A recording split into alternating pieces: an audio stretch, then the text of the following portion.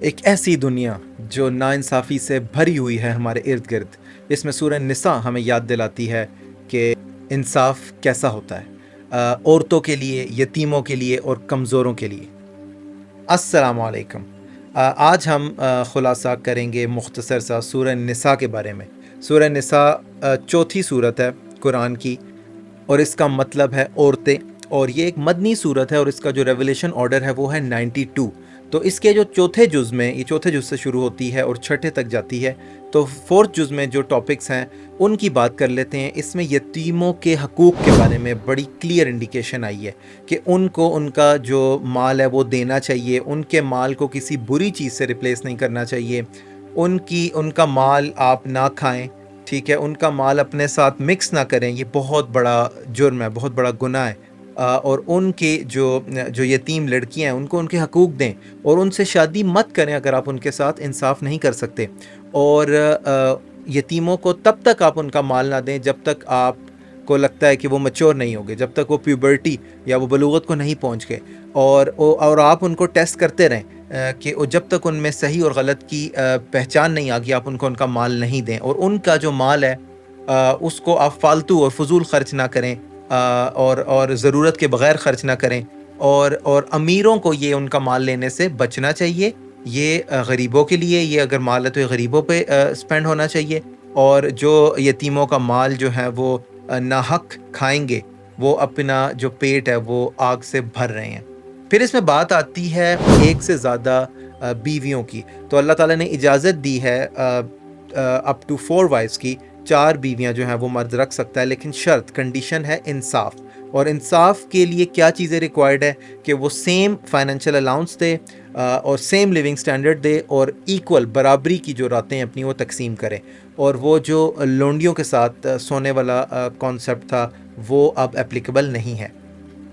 پھر میراث کا ذکر آتا ہے، انہیریٹنس کا، اور بہت کلیئرلی اللہ تعالیٰ نے یہ چیزیں بتا دی ہیں، کرسٹل کلیئر، کہ اپنی ویلتھ کو کس طرح ڈسٹریبیوٹ کرنا ہے۔ تو اگر کوئی اس طرح کا بندہ ہے کہ جس کے صرف بچے ہیں، جس کی صرف اولاد ہے، تو جو اس کے لڑکے ہیں اس کو ڈبل ملے گا، دگنا ملے گا اس سے جو کہ ان کی بیٹیوں کو ملے گا، ٹھیک ہے۔ اور اگر ایک بیٹی ہے تو اس کو آدھا ملے گا، اور اگر 2 ہے یا 2 سے زیادہ ہیں تو پھر ان کو 2/3 ملے گا، ٹھیک ہے، 2/3 ملے گا ان کو ٹوٹل کا۔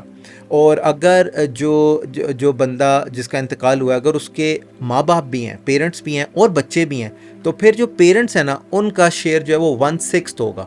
اگر ایک ایسا بندہ ہے جس کے پیرنٹس ہیں اور بچے نہیں ہیں، تو اس کیس میں اس کی والدہ کا جو شیئر ہے وہ 1/3 ہے، اور اس کے والد کا جو شیئر ہے وہ 2/3 ہے۔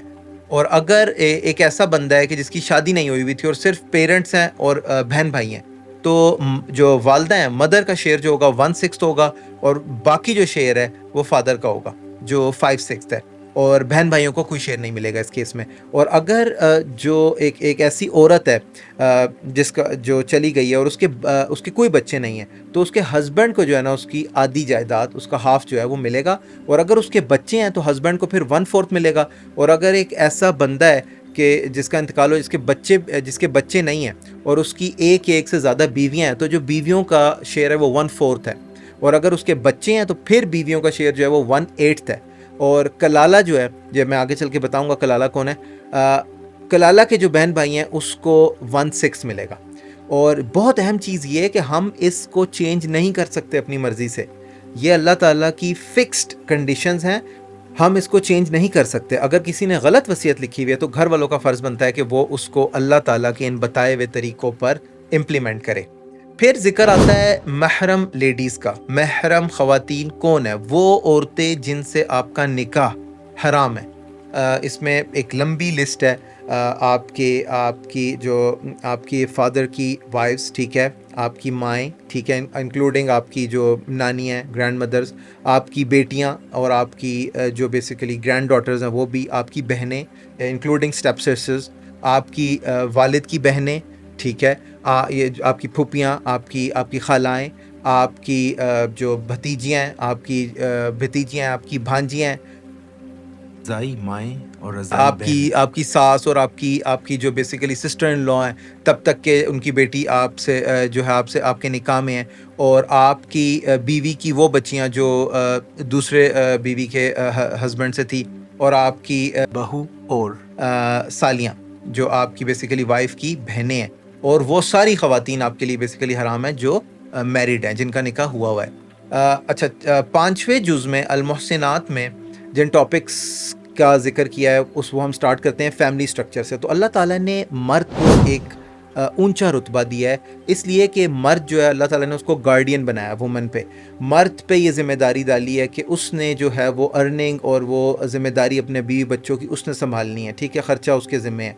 और मर्द जो है वो औरत को हक़ महर देता है। तो जो एक ओबीडियंट वुमन है वो इन वजूहात की वजह से अपने हस्बैंड की रिस्पेक्ट करेगी, और जो डिसोबीडियंट वुमन है, जो नहीं करती, तो उसको ताकीद करनी चाहिए, इंस्ट्रक्शन देनी चाहिए अपने आप को इम्प्रूव करने की। दूसरों का एक काम बनता है, खावंद दे सकता है, लेकिन अगर वो ना सुने तो फिर इस पहले तो ये है कि आप अपने जो बिस्तर हैं वो अलग कर दें, अपने बेड्स अलग कर दें, और अगर वो तब भी ना सुने तो उसको वार्न करना चाहिए। और अल्लाह ताला ने मर्द को जो है वो औरत को मारने की इजाज़त दी है, लेकिन उसका भी एक तरीका है, बहुत तरीके से। और लेकिन इस चीज़ की जो कोई मिसाल है वो हज़रत से नहीं मिलती हमें, तो इसको बेसिकली डिस्करेज किया गया। जस्टिस, इंसाफ की बात आती है फिर कि इंसाफ करना चाहिए हमें। किसी की कोई चीज़ है वो उस तक लौटानी चाहिए, इससे हमारी अपनी ज़िंदगी जो है वो बेहतर होगी। और कभी भी किसी की जो माल है उसको इंसान को नहीं लेना चाहिए, हमेशा इंसाफ करना चाहिए। जिहाद का ज़िक्र आया और ये बात बताई गई कि जिहाद से हमें डरना नहीं चाहिए, क्योंकि उस वक़्त जो लोग डरते थे, जो मुनाफिक थे, वो ये समझते थे कि हम जिहाद में निकलेंगे तो हम मारे जाएंगे। तो बेसिकली बात ये है कि जिहाद पर निकलना कोई इस चीज़ की गारंटी नहीं है कि आपको मौत आ जाए, और पीछे घर बैठना कोई इस चीज़ की गारंटी नहीं है कि आप बच जाएंगे। मौत ने आना है तो पीछे आपको घर बैठे भी आ जाएगी। और फिर जो है मुनाफिकीन की जो है वो मज़म्मत की गई है।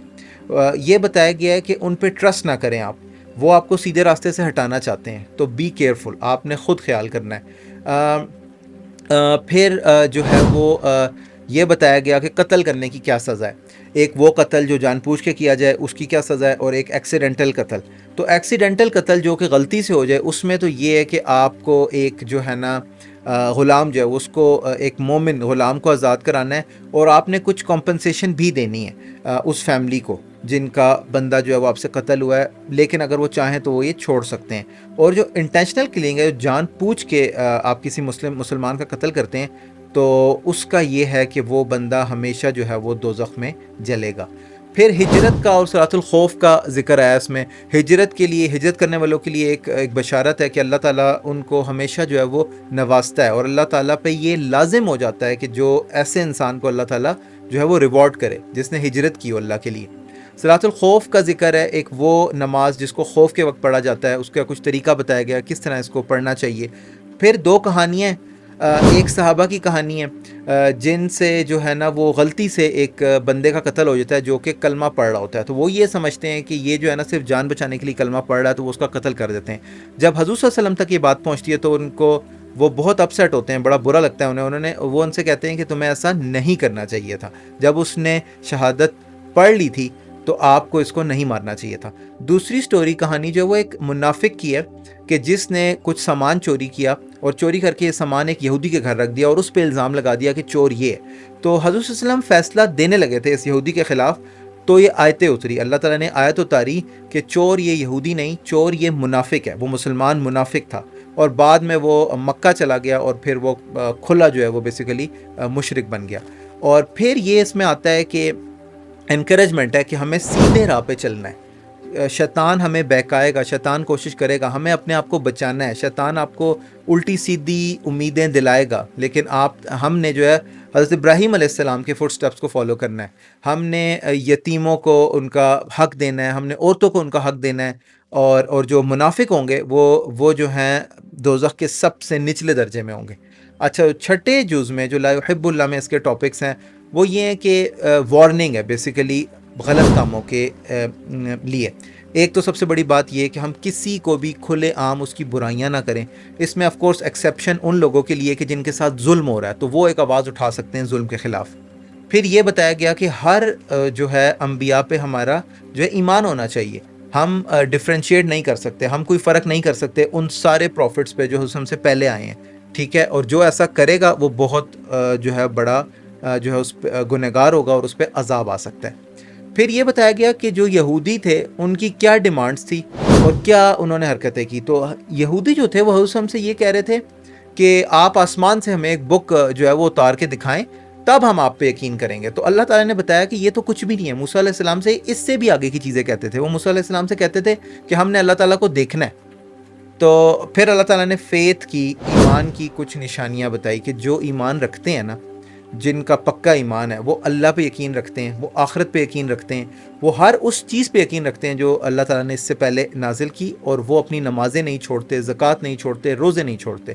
تو بہت ہی کرٹیکل کچھ چیزیں اللہ تعالیٰ نے ایلیمنٹس یہاں بتائے۔ پھر اللہ تعالیٰ نے خوشخبری دینے والے اور ڈرانے والے، تو اللہ تعالیٰ نے یہ بتایا کہ کوئی بھی قوم ایسی نہیں تھی کہ جس میں اللہ تعالیٰ نے کوئی پیغمبر نہ بھیجا ہو، کوئی ڈرانے والا نہ بھیجا ہو۔ اور اللہ تعالیٰ نے پھر نام لیے اپنے انبیاء کے جن پہ اللہ تعالیٰ نے وحی کی تھی۔ نوح علیہ السلام کا ذکر کیا، ابراہیم علیہ السلام، اسحاق علیہ السلام، یعقوب علیہ السلام، عیسیٰ علیہ السلام، ایوب علیہ السلام، یونس علیہ السلام، سلیمان علیہ السلام اور داؤد علیہ السلام۔ اور اللہ تعالیٰ نے حضرت صلی اللہ علیہ وسلم کو تسلی دی کہ جو بھی وہ کہہ رہے ہیں وہ اللہ کی طرف سے ہے، اور اللہ تعالیٰ اور اس کے فرشتے جو ہیں وہ کافی ہیں گواہی کے لیے۔ تو اس کے بعد کرسچنز کا ذکر آتا ہے کہ جو عیسائی تھے انہوں نے نا عجیب سے بلیفز بنا لیے تھے عیسیٰ علیہ السلام کے بارے میں۔ تو اللہ تعالیٰ نے ان کو وارن کیا کہ جو عیسیٰ علیہ السلام ہے وہ اللہ کے بندے ہیں۔ اور ایروگنس کا ذکر آیا، تکبر کا، کہ جو اللہ تعالیٰ کی عبادت نہیں کرتے اور لوگوں کو روکتے ہیں اس کام سے، ایک دن اللہ تعالیٰ ان کو پکڑ لے گا اور اللہ تعالیٰ نے اپنے سامنے لے آئے گا۔